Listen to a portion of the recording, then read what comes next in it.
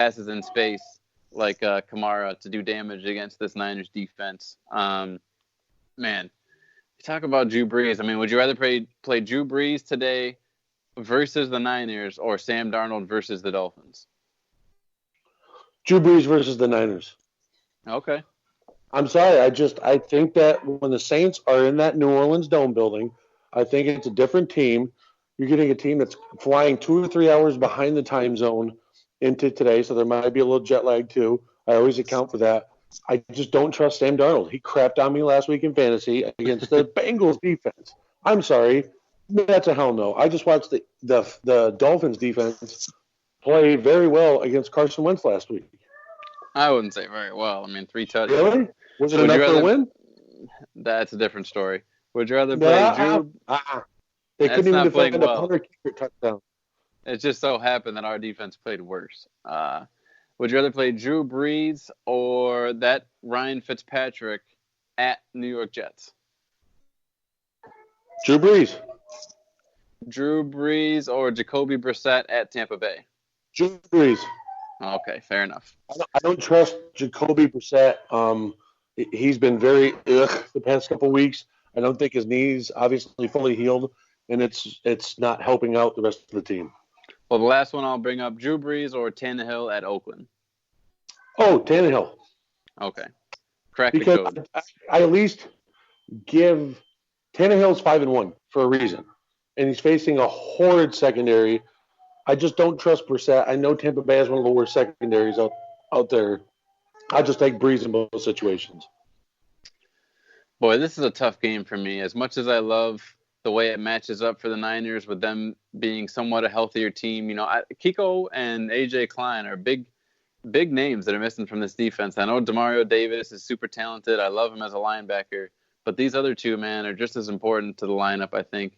And I think the Niners have a real advantage there as far as George Kittle getting out there in space and, these running backs doing their thing if you can't tackle them. So I almost want to pick the Niners in this game, almost. But I'll still give it to the Saints, and I do think they cover the 2-point spread. I think they win by a field goal. I'll take New Orleans at home. Yeah, I'm going to take New Orleans as well. I can't sit there and ignore that they're at home. And 49ers are coming off a jet lag, and the fact that Michael Thomas is a friggin' beast, and he had a little off week last week, so I expect him to fully get a ton of targets from Drew Brees. You still have guys like Ted Ginn, who are very sneaky, underrated wide receivers who could set off a bomb at any time. How many times we see Ted Ginn take a 70-yarder for a touchdown because they lose track and they're trying to focus on Cook, Kamara, and Michael Thomas?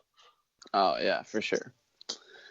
All right, moving into the next matchup, we got to talk about it. It is on the slate. Let's talk about the Cincinnati Bengals finally picking up some wins under the Red Rifle Rooster, as I like to call him, Mr. Andy Dalton, going on the road, taking on the division rival Cleveland Browns in Cleveland in the dog pound. Browns currently favored by 7 points. We've got an over-under of 42 in this game. I'm tempted to take the upset here with the Bengals, especially the way they've been playing with Dalton back. Joe Mixon is finally churning out good games. You've got the return of John Ross to go with Tyler Boyd playing well. I think I might end up taking Cincinnati in this one. Why don't you talk me off the ledge? I'm sorry. I'm going with the Browns. I can't sit there and Andy Dalton had one good revenge week. Okay. He got his little birthday sitting game to come back and prove why he should start. That's fine.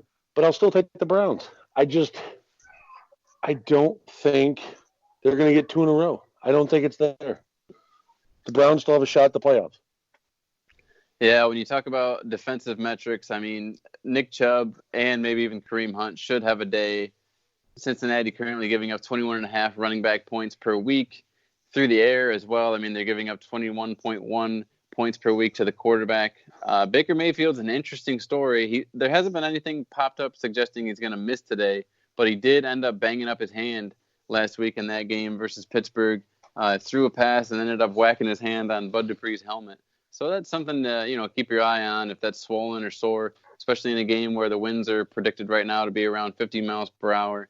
So we talked earlier in the episode how much wind affects the passing game. And, we talked about Odell Beckham Jr.'s injury too. Dave, I don't think you were present for that, but OBJ is No, I going to was. He has a sports hernia. Yeah, he's been playing through a painful hernia all season long, which I guess explains, the down year and the lack of production. So we'll see how effective OBJ can be today, but they have been leaning heavily on Jarvis Landry as of late. I love Jarvis Landry in this matchup today. David Njoku, tight end for the Browns, has been activated off IR. He fully expects to get a full allotment of snaps today. It's a wrist injury, so it's not like anything that slows him down, conditioning wise or making cuts, running the ball. It's not a lower leg injury. So as long as that wrist is healthy and he can fully grip the ball and come down, get the jump balls like we're used to with Njoku, I think he's a pretty good sneaky play today if you picked him up against these Cincinnati Bengals. And then obviously Chubb is a plug and play. How do you feel about Baker Mayfield today? Would you rather play Baker Mayfield at home against the Cincinnati Bengals or Brissett at Tampa Bay? Baker Mayfield. Okay. I just don't trust Brissett. He's been on a downslope ever since his knee injury, man. Would you rather play Baker Mayfield at home against Cincinnati or Brady at home against the Chiefs? Brady. All right. That's the interesting. The Chiefs defense has had some good moments, but it's not like, this Chiefs defense has gotten diced up by Brady the past couple of years, so he knows how to take advantage of this Chiefs defense. And yeah, Baker, he still has some weapons on there. He still has the running backs, but I'm sorry, I'll take the old horse who knows how to play the tough defense. All right, moving to the Bengals side of the ball, we talked about the return of the Red Rifle. He's been playing pretty well and, mostly just boosting the confidence of the entire team. I love it. John Ross is back.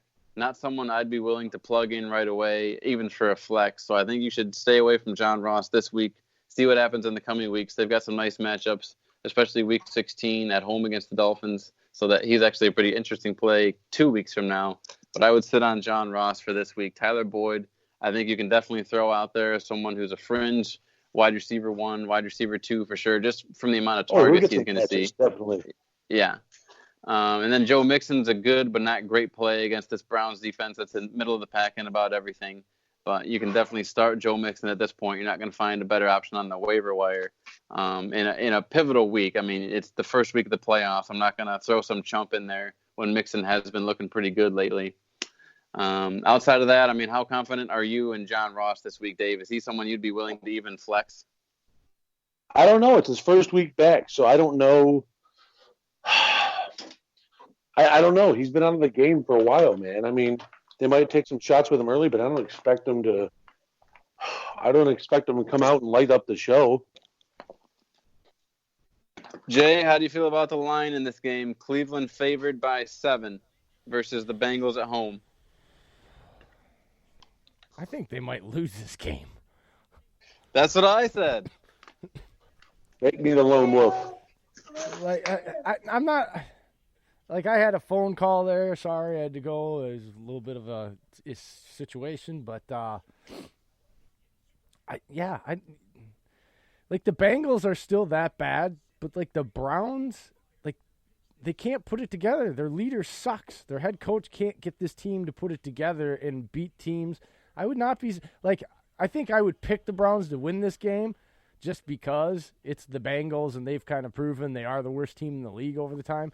But Andy Dalton's back, and I think he's kind of the wild card here because he's pissed off and doesn't care and isn't going to be there next year. So I don't think he's like, and last week proved it.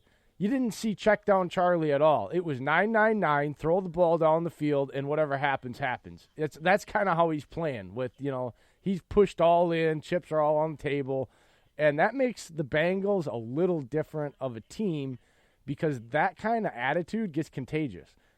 You're 1-11. What the hell do you have? Why check the ball down, on 3rd down and 6 and get 5 yards and punt it? Who gives a shit if you throw the ball and it gets intercepted 40 yards down the field? Because if you catch it, you're 1-11. So,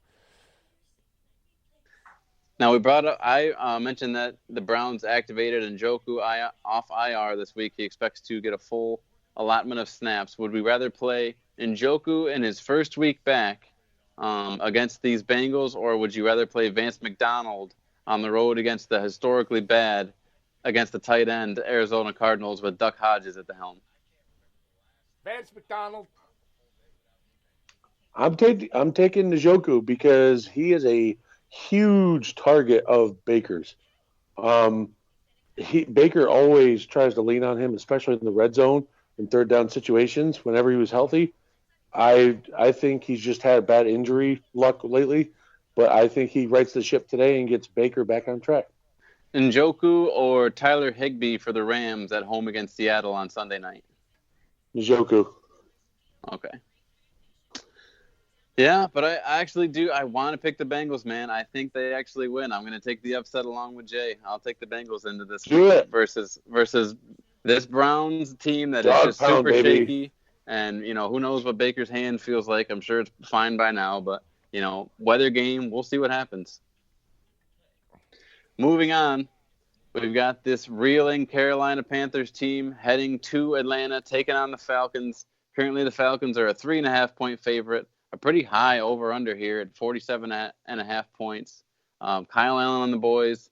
No more Ron Rivera. You've got the interim head coach in there. DJ Moore's been on fire as of late as a target, but you're also playing without Greg Olsen for Carolina.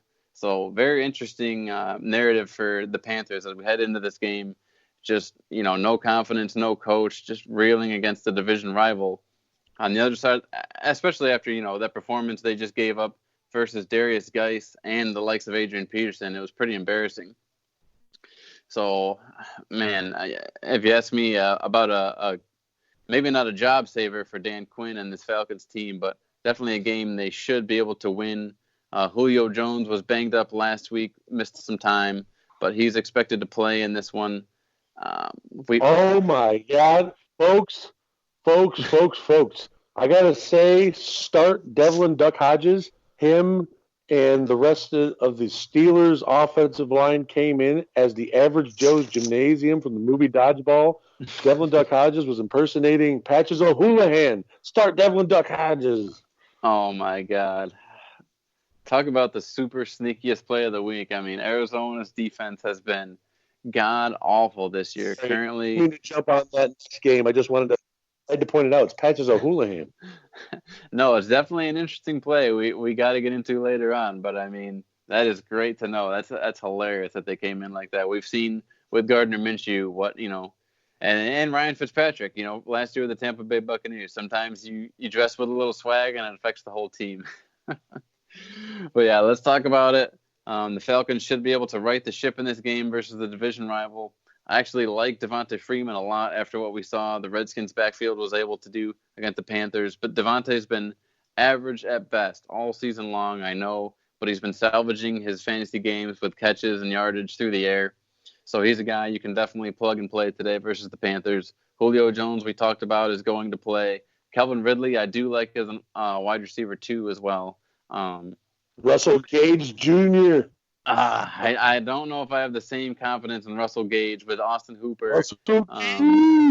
Austin Hooper is going to be back for this one, folks. So your Russell Gage run just might be coming to an end. I don't know that I'm super confident in Hooper, right away in his first week back, but you're not going to find a better waiver wire tight end at this point. So Hooper's a guy you got to play. And Matt Ryan's a decent quarterback as well. Fantasy-wise this week. Panthers are, better through the air than on the ground, but still nothing too great.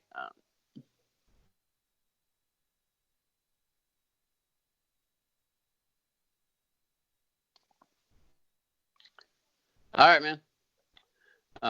So for the Panthers, obviously CMC, plug and play.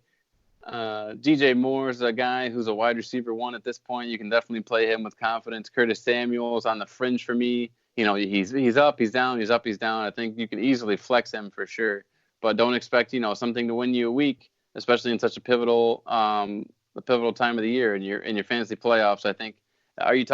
Dave? Let me ask you this: you'd rather play Robbie Anderson versus the Dolphins over Curtis Samuel? Yes. No. I like Curtis Samuel over Robbie Anderson.